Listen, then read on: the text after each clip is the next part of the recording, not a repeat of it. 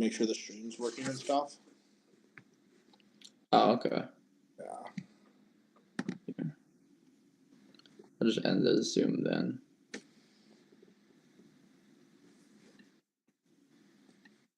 We're live probably right now talking about this. So what account are you on? Well, we're live right now. Okay. On MPG Fitness. Okay. All right, ready? Time to intro. What's going on, guys? We are live. This is our first ever live show on Listen From Commands. It is Monday, November 4th. I'm Sebastian Carcioni. That's Brendan Tegethoff. We have a packed show for you guys today on here on Listen For Commands. First off, we're going to talk about Taylor Atwood. He made an announcement that he's going to go to 83. And will he show up at Nats? Will he show up? That's the question. We're also going to talk about Bob Matthews being an absolute mutant. And we're going to finish up with some spicy stuff on r/powerlifting. How's it going, Brendan? Not too bad, man. I mean, I had like a win and a loss last night. I saw the Ravens kick ass, put belt to ass on the Broncos, and then I was happy. I was like, get to see my hometown Bears maybe pick up a win here. And yeah, no, we're not talking about the Bears. We're not talking about the Bears. All right, it's tough because like so you watch something. We've been talking about McAfee a lot because we're kind of trying to imitate a lot of what he does. The trouble with powerlifting is all I want to do is talk about football. Okay, like because football, they actually played a game yesterday. And so there's something to talk about, right? In powerlifting, we just don't have enough content to really talk about. So we got to talk about like people who competed 2 weeks ago, right? Yeah. And we got to talk about people's training and stuff. And that's fine. Maybe that's the way the sport's going. But I just want to go on the record saying I don't like it. Oh, you know what we forgot? We didn't talk about my massive survey I just put out. We're going to have to deal with Let's lead with that. Let's lead with the survey. So for those of you, I've got we're doing a bunch of new things with this stream. Maybe some people are watching. We got to put the link out prior. Right. So we can put the link out so people know we're going live, and then we can put a countdown, and then people can at least maybe drive some traffic from IG. Onto the. If I swipe up, will this turn off? Yeah. Oops. Whoopsies. Okay, so I can't go on my phone while I'm doing this. So that's I guess good and bad. But I can go on. Okay, this is all testing. We're testing this stuff. It's fine. It's good. And then we'll keep it short. So hopefully the file size isn't too big when you do want to redo some stuff. So anyway, I did we'll talk about this. I put out a survey. I wanted it to be a massive survey. I wanted to get a ton of data, ton of information about powerlifters in general. So I think federations already do a really bad job of listening, right? I don't know if it's an ego thing. I don't know if it's I know more than you type thing. I know from experience running a business, like sometimes my customers are like don't know what they want, and sometimes they're not super like they. Sometimes I know more than my customers, but like buying decisions are very emotional, and so to not understand how your people are feeling or what the general consensus is really really tough. So I did this survey. Thankfully, a Future Pilot can help push it out there. Abs is going to help push it out there. I networked with a lot of people. I sent it a ton of DMs trying to get a bunch of people to do it. And so it asked, a basic demographic information, age, gender, college education, are you in college, stuff like that. And so I wanted to collect data. And initial results came in. A couple questions that were interesting to me was I just want to know what federation people were coming from. I wanted to know what else was on that survey. See, I wish I could pull it up. Oh, I might be able to pull it up on this computer. Okay. Cool. I can pull it up so we can read some of that stuff. I don't want to spend too much time on this because I want to get to the other topics and then. I took the survey and a bulk of it was attributed or it was directed towards the broadcasting as well. Yeah, I mean, because that's what. So that's what I wanted to do was I feel like a couple things happened. So federations, one, don't survey, period. And if they do survey, they don't post the results publicly. So like there's zero accountability. If I post a survey and I don't go over the results with you or I don't publish the results, how can people know like what people are actually feeling? I'm going to go ahead and pull this up. I'm going to kind of go over it a little. And we are going to do, I'm literally going to do a live where I go over every single blip. Because I kind of, when you start to read these things, you start to get this like general feeling of what people are talking about, like what matters to people. I start to get this general feeling of everything. So, yeah, it's not, doesn't really like it right now. Try again. We have 119 responses, which is phenomenal. A lot. That's like, I thought we'd get some decent once Mike was able to push it out there. So age, gender, and then are you currently taking classes at a university in pursuit of a degree? So the reason I asked it like that is I didn't want to ask people, do you have a college degree? Because a lot of people are in college, so I kind of wanted to know. I don't like education does matter when it comes to some of these surveys.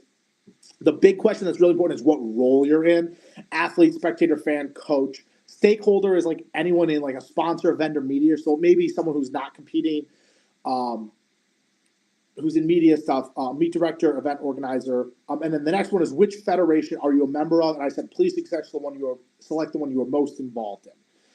So if like you do meets with WRPF and USAPL, I wanted to see which one you're most involved in, and then I wanted to know why people chose that federation. So super interesting. Broadly, people answered why they chose. So the reason people chose the federation, if it was Powerlifting America, the reason they chose it was the path to worlds. Second to that was obvious, super easy, obvious. The second to that was that their handlers could work with them. Their coaches could work with them. And that's super interesting as we talked about in context with Article 14. A lot of coaches switched because of Article 14 and basically forced their athletes to switch. But it doesn't really matter because for most of those athletes, they aren't high level enough for it to matter anyway. People who chose USAPL, it was mainly availability of meets and it was the collegiate level. So, I mean, the survey really is just confirming what we already know. We already know that people are staying in the USAPL, one, because of availability, or two, because of the collegiate level. And we know people are going to Powerlifting America because the level of competition and going to Worlds. So, like, it's not telling us anything we don't have to know. We don't already know, but it's just confirming our priors, really. I mean, I really didn't learn a whole lot.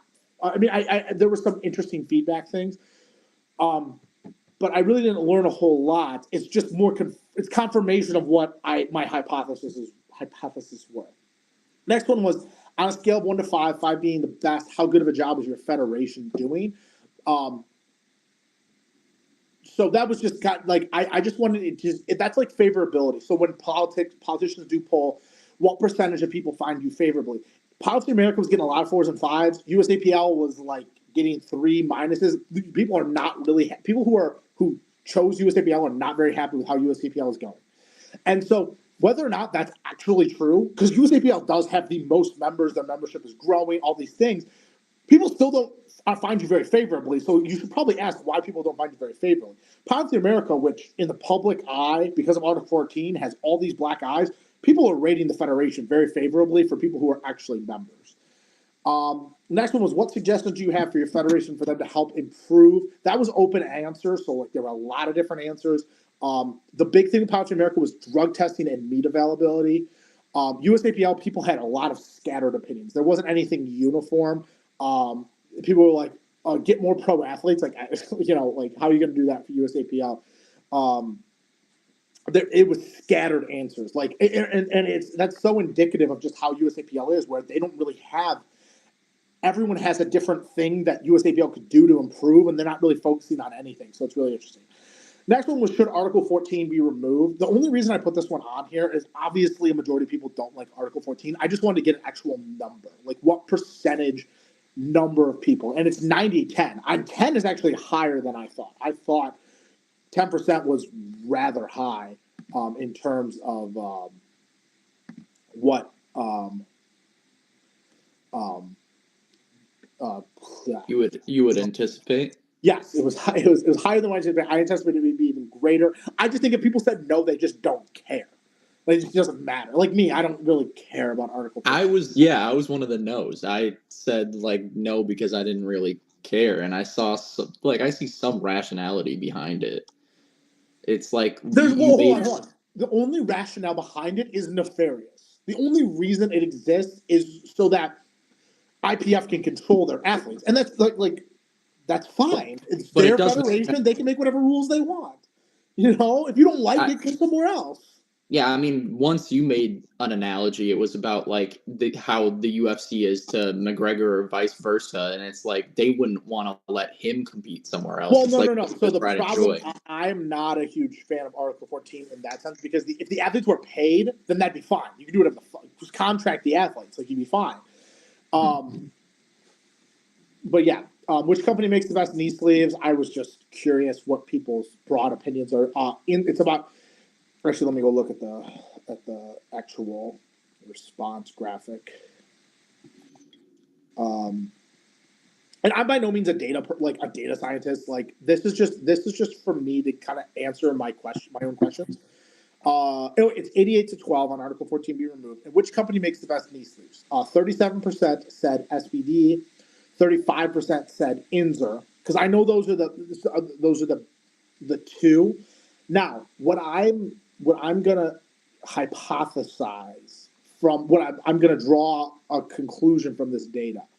I think because the thing was pushed out on Future of Powerlifting's page, it's going to skew heavy towards international athletes. Internationals have a greater percentage of international athletes are going to choose SBD because of the international presence. The question I'm missing on here is I should have said what country are you from? Like not like that. That's a question that is missing from the survey and something that needs to be added. That would help gather more data. And I'm hopefully going to be able to do this a second time with better questions and stuff. I do want to know where people are from because of who pushed the survey, we're going to get answers that skew a certain way. So you have to kind of read things at a certain point. I tried to get some untested people to push it, so hopefully that'll help as well. 18% said A7. From my experience, just looking at meets, A7 are by far in America the most popular knee sleeves.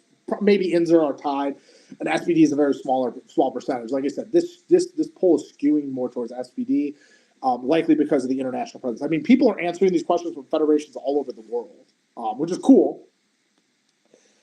Next one was let's go back to the questions because I skipped through.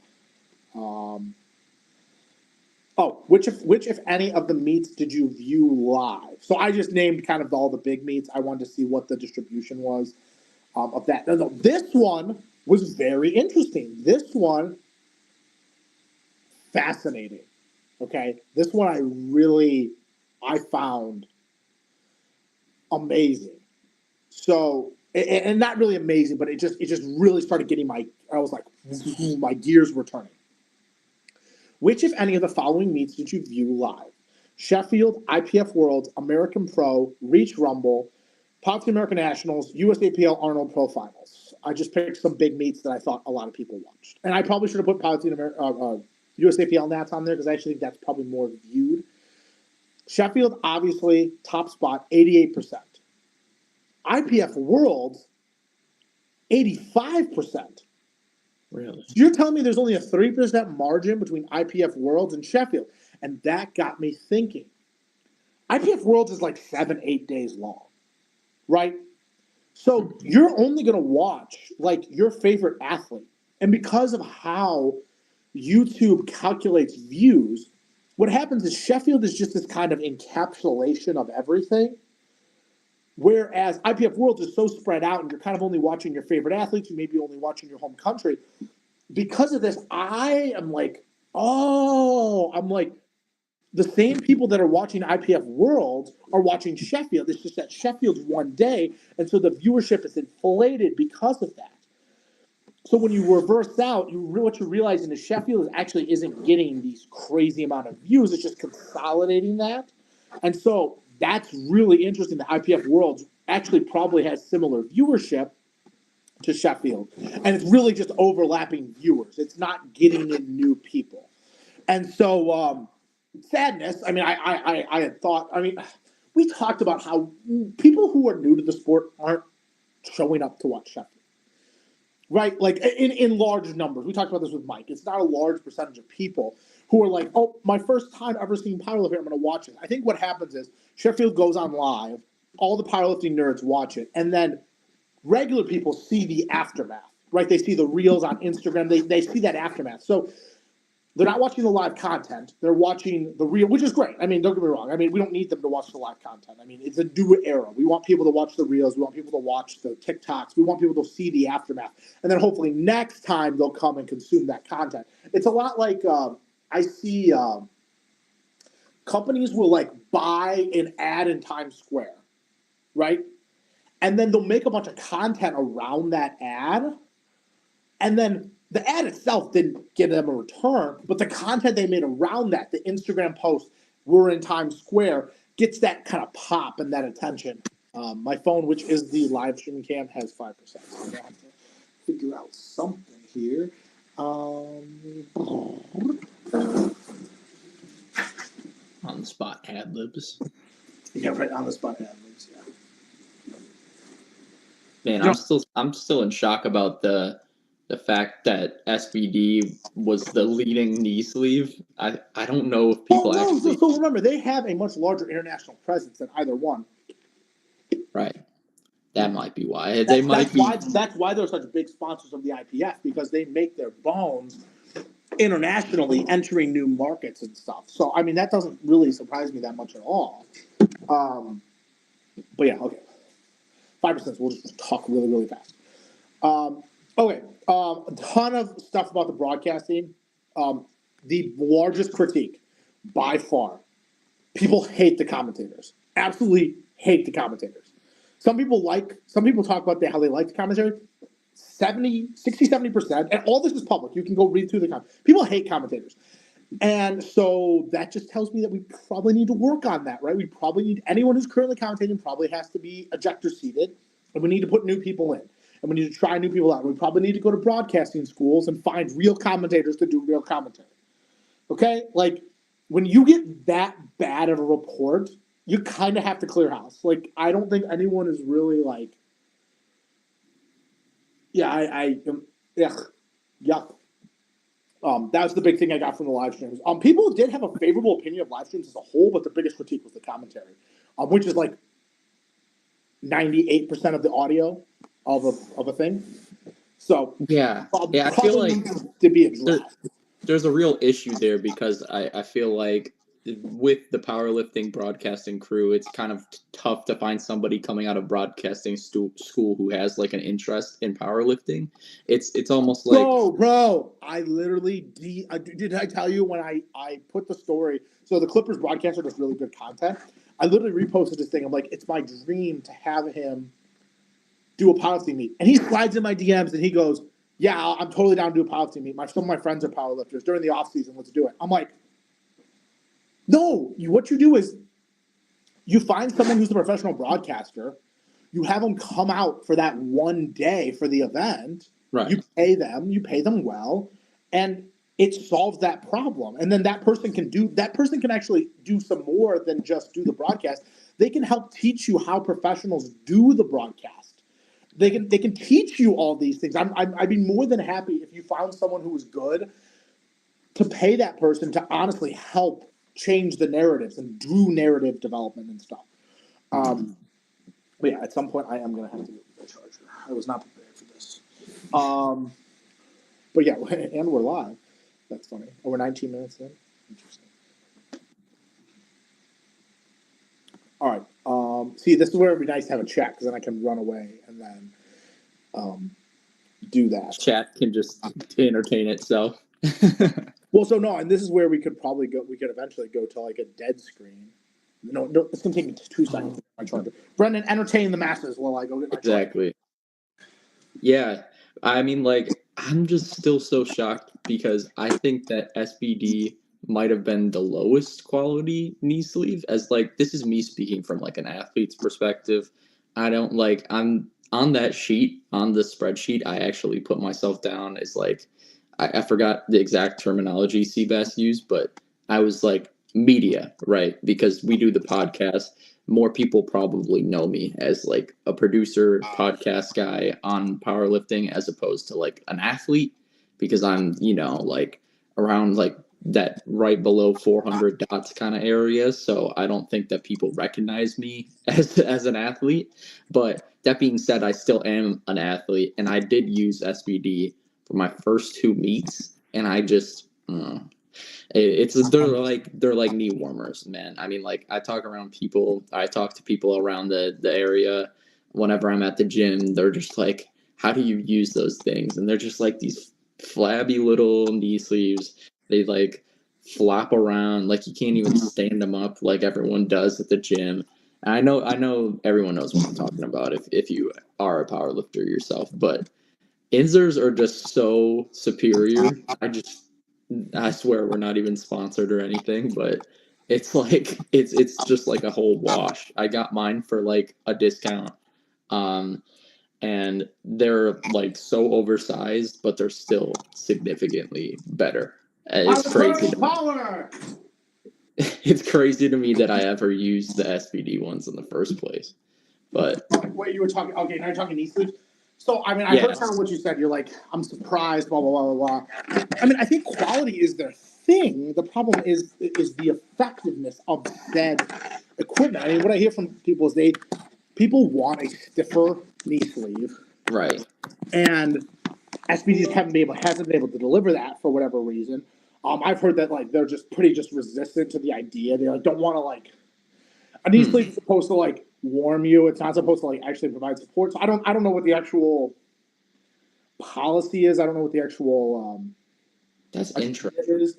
I do know they make everything in house, which is like, dude. So they do it on purpose. There's a reason every major company makes their stuff in China. Like it's not. You're not better than someone else because you don't make your stuff in China. You're just nerfing yourself. You're literally charging you're literally paying, you're forcing your customers to pay more because you don't manufacture in China. Dude, a welder in the United States is making like $70 an hour. A welder in China makes like $3-4 an hour.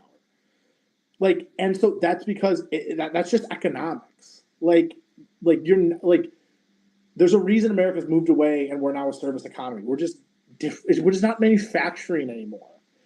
Like when humans make your shit and robots don't, it becomes inefficient. It's just silly. And it's like you can continue to have that philosophy all you want, but the second someone comes with the same product at half the price, you're just going to lose. Like it's just not a sustainable thing. Right. I don't know enough. I don't know enough about manufacturing to like really have an opinion. I mean, I talked to my client who's in importing, and he tells me all the stories, and I can only take his word for it. And I can only look at the numbers. And I can look at the numbers that are public and kind of make assumptions, but it's really, really hard. I know Gym Reapers is on the up and up, but Gym Reapers, I'm not exactly sure where they manufacture everything, but I got to imagine it's not in America. But like, they're a huge company, the number one on Amazon. Like, their products are okay, and I'm guessing they're going to get better, and they've got some IPF approved stuff. So, I guess let's skip that. I mean, I don't really want to talk about knee sleeves. I really don't care. I mean, pick the knee sleeve that's best for you, and try them all and run it. Yeah, no judgment on my end. Sure. All right, next. Look at that switch. I switched to the Taylor graphic. Will Taylor Atwood show at Nationals? Okay, Taylor announced that he's officially going 83. He was too scared to perk, so he decided to go 83. He said it was because he's getting older and injury prone, blah blah blah. Okay, yeah, yep, And so now instead of getting clapped by one guy, he's going to get clapped by 5. Like I guess it's believable because of how good Joey B has gotten. I guess it's believable that he went up to 83 just for health and stuff, and that's fine. But if you went up for health, you better show up at Nationals. Like, you better be healthy enough to show up at Nationals. I personally don't think he gains. So he gains nothing from going to Nationals because he's going to lose no matter what. And because he's going to lose, it's going to ruin his legacy. So I just think he doesn't show up. The only other option he has is he can show up, take fourth or fifth, and then like leave his shoes on the platform. For those of you who don't know, like wrestlers, when they quit, they leave their shoes on the platform. He could retire. Like, he could retire, and then he would still be the story. He could say, hey, I had a great career. I'm going out on a high note. I just wanted to come back one more time. He could do that, but I don't think so. I don't think he shows up. And like he's either not going to show up. There's no way he shows up and loses and doesn't retire. Like he has to. I just don't see him as someone who's going to show up and just take it out. I just don't. I don't think that's going to happen. That's a good point. I mean, at this point, there's really not even anything going on because he's not going to go head to head with Perk. The 83s are an absolutely stacked class. He's not going to out total Joe. He's probably not going to out total Russ. He's not going to out total Delaney. So he's just like I said, there's one or two things that happen. He won't show up, and then he can still talk about blah blah blah. Could have beat Perk, but I just don't. I don't. Yeah, I'd say that like his philosophy and moving up kind of forebodes for retirement. Like I think that you made a really good point there in saying that like he could be doing this meet just to like retire, but I kind of reside more in that boat where it's like I think that he might go up there, lose, and retire. As harsh as I don't think he goes up there, loses, and then like goes and does like SPD Raleigh, and then like I just can't see that. I mean, I just can't at all. I think he's opened the door to that possibility. I think that's most likely what's going to happen. There's just no. Yeah, I mean. Yeah, I don't see any other sort of scenarios. I see no. Yeah, there's only one. He's definitely not going 74 because he'd just get crushed, and that would maybe ruin his legacy. Because in this sport, it's not like the other ones where like the LeBron and MJ debate can happen forever. Forever. It can happen forever because you can compare eras, you compare different stuff. In powerlifting, numbers are numbers. That's true. Like, bro, numbers are numbers. Like, that's it. Like most real sports fans aren't like powerlifters do this stupid thing where they're like, oh, but how many world titles do you have? And it's like that's not you have one of the few sports with an objective metric. Who's the best of all time? Right. Like if Usain Bolt, had he just gone to one Olympics, would have been the greatest of all time. The people who are the greatest of all time have the records. That's it. Other than that, that's it. Like, that's the end. Like, Michael Johnson isn't the greatest of all time. He's great, but just because he had all those titles and stuff, he's not, because people have come and surpassed him. You know? Like, you can't be the GOAT and not have the record. I can't believe you just said that in the city of Chicago. What? I said Michael Johnson, not Michael Jordan. Oh, I thought you were talking about Jordan. No, I'm talking about Michael Johnson. I'm talking about track. But anyway, I mean, that's what I have to say about Taylor. It's probably over. Like, it's probably on the other side. But let's talk about current events. We got Bob, continuing to be an absolute mutant, taking 2100 for triples. Made a super entertaining video. I loved it. So this is where we can pop those videos up. Like if we do pre-production, we can pop those videos up, like where he's saying and stuff. We can do so much. So thank you guys for the three of you watching. This new setup is actually really cool. It's got all the different. We can go live. We can do all these different things. We can bring in guests to pop in. I can do these like cool little graphic type things. And then we could hopefully like put some videos in. But they did a back and forth that was so good. Dude, if Bob catches Rondell, that's gonna be one hell of a Worlds. Too bad Worlds is so lame, but that would be so cool. I don't think that betting against Bob at this point is ever gonna be a good wager. He's especially how light his body weight is, the upward momentum he has. Now, remember, when you're at a certain point, the extra body weight is not necessarily going to be a good thing. It's going to positively impact your squat and negatively impact your deadlift. And so, I mean, I think Bob's probably pretty conscious of that. I think he's got a lot of room. I mean, you look how small his waist is. He's probably got plenty of room to add some weight. He's also probably like drinking tons. When he weighs in, he's weighing in thick as fuck. Like he's weighing in with tons of body weight on him, like tons of water, like no consciousness of any of that stuff. So he's probably, if he didn't drink water, he'd probably be at that 105. Mm-hmm. But yeah, I mean, he continues to be a mutant. Yeah, if we were rolling the clip while we talked over it, that would be cool. I would love to do that. We'll have to cut that up. That is a lot of pre-production work, but I think that'd be kind of cool. But yeah, it's sad we're not going to see him at Sheffield. But that's basically it. All right, we ready to move to R? You got anything on that, or we're going to move to r/powerlifting? No, not on that. I'm just still thinking about like how horrible of a decision it would have been for Taylor to move down to 74s. Or stay at 74? Yeah, that would have been. Well, Perk, really his last meet totaled over 430 kgs, and he's 74 right now. And I mean, Taylor was like a hefty 80 some kgs when he did his meet. He'd have to cut 10 pounds and then put on like an extra at least 9 kgs to his total. Yeah, no, I know. I mean, when we saw what he weighed in at, we knew he wasn't going 74. That would be kind of cool though. But yeah, no. All right, today we're gonna do r/powerlifting. All right, today we're talking about the untested side. What a joke that is. So if you think leadership on the IPF side is bad, oh my God, so guys, what's so great about, not great, but like leadership, you get measured. What's great about leadership is you get measured by your results, right?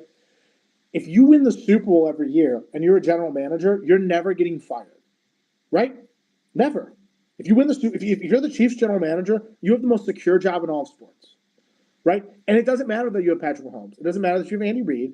You're secure because no one wants to change the status quo if you're doing well, right? The IPF, not by my standards, but by most people's standards, is doing a great job. They've got Sheffield to look forward to. They do Worlds. It's well produced. People don't like Article 14, but Article 14 doesn't matter if you're in the IPF. So if you're in the IPF and you're actually voting, you don't care. So we're going to talk about WRPF and Pilots United. So someone shared this email. Now, keep in mind, this email could have been fake and could have been all these things, blah, blah, blah, blah, blah. So it says, I've shared this a couple weeks ago and taken it down due to privacy concerns. I've removed emails and a link. It's not a surprise about Russell Kern and the WRPF. Plenty of rumors circulate over the past years. What is disturbing is that Anna Perez was the leader of the WRPF, helped Russell cover up for years, and now the president of Powerlifting United. In this letter, Anna admits to cover up sexual harassment, misconduct, prostitution, drug dealing, blah, blah, blah, blah, blah. She was complicit until she stopped getting paid. When people question these changes online, Powerlifting United response had either been, we won't discuss the details, or give no reply, deleting dozens of comments. Now, I'm not involved with WRPF or Powerlifting United. I really don't care. From what I gather, like most of the stuff they do is it's for untested. It's who want to do gear. They have some really okay. For me, I'm the pie in the sky guy. I have some really pie in the sky ideas.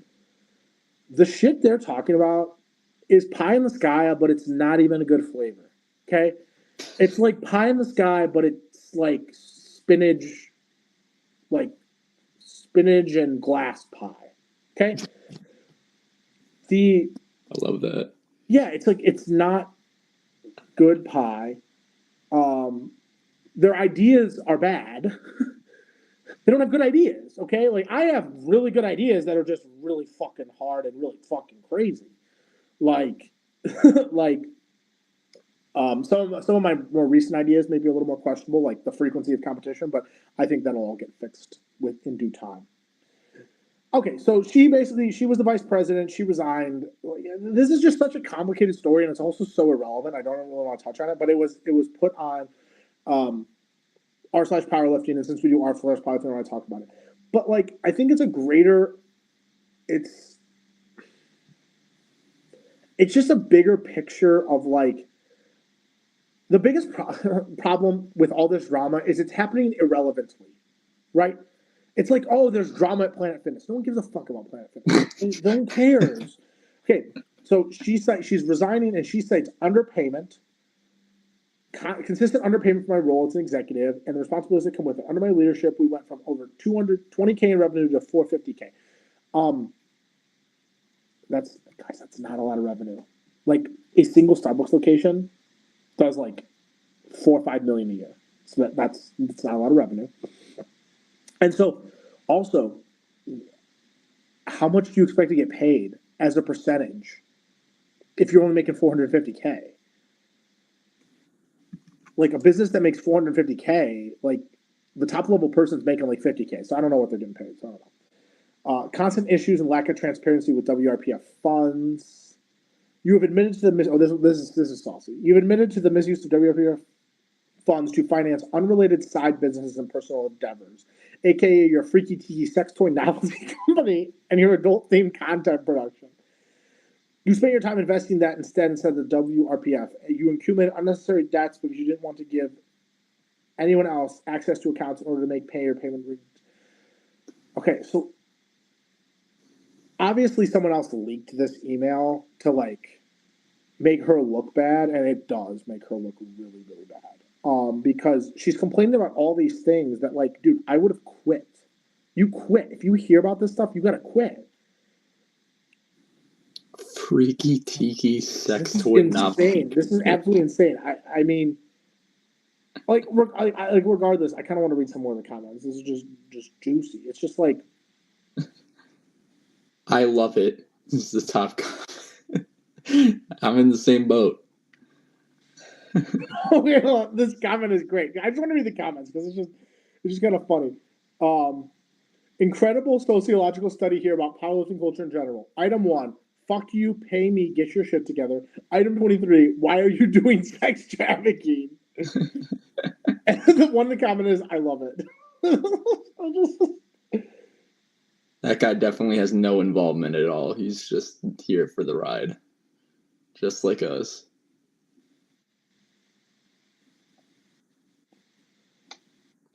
This is hilarious. Yeah. Someone's like, you're entitled to whatever opinion you have about this email situation, but in all seriousness, what are your goals with this post? Aside from raising awareness, what do you actually expect people to do after being enlightened by this information? It doesn't matter, guys. You get to draw your own conclusions. This person is hilarious for posting this.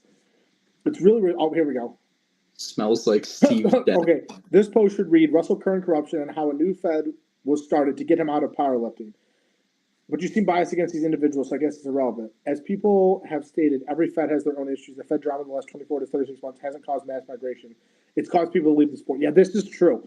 So when I first ran my USAPL meet in 2022, everyone was really united, right? And honestly, I was part of that division. I'll admit when I switched to Powerlifting America, but I don't regret it at all. USAPL has done a horrible job. Everyone thinks they've done a horrible job. Like, and it sucks that people are leaving powerlifting, but like, they'll come, like, not that they're going to come back. It's just like, we don't have the right structure to retain people anyway. The current structure is so bad. No. The current structure is so bad. All right. I think Seabass's phone died, y'all. I don't know if the stream is still up. Hold on, give me 1 second. Because we've got a delay in real time. Yeah. The stream's down. Shoot. Okay. Well, that has been Listen for Commands, guys. Thank you for bearing with us, even though we had this kind of, struggle, I guess. Because, I mean, like, this is the ending, but, we tried our best. We're going to be continuing to stream like this, hopefully, in the future. And we'll see you guys next time. Thank you so much.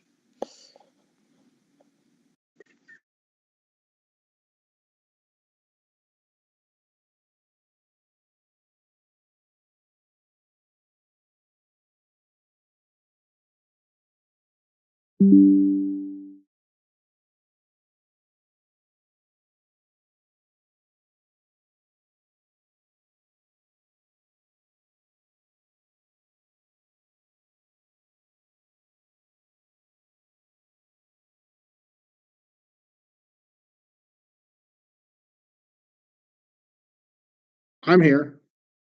Where's Brendan?